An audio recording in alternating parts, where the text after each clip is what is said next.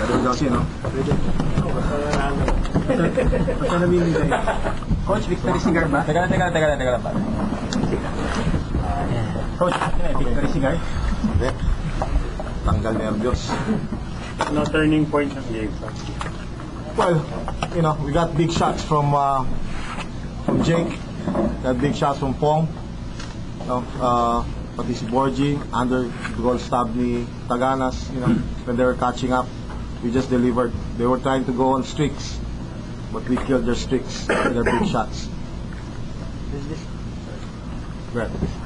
is this the poise you were talking about? Championship poise. Well, yeah. It's about making your shots, you know.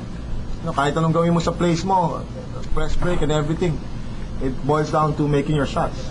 And, you know, my guys are very capable of doing those shots. Like, tira ni Jake Pascual sa ibabaw, it reminds me of the shot Jamal took against Letran in the finals last year. Saved us the day. And, you know,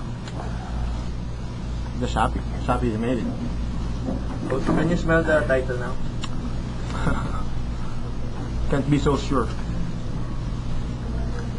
Can't be so sure because this team we're facing is a hungry team. Meron din silang sariling motivation and matagal lang hindi nagsa-champion team nila. So that alone can bring them back to the series. But then again, may adjustment ka, Frankie.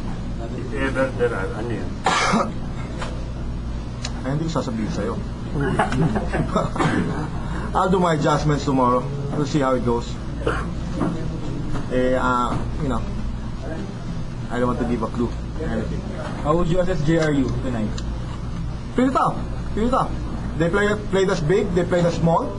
And, you know, that means maraming pwedeng gawin doon sa team niya.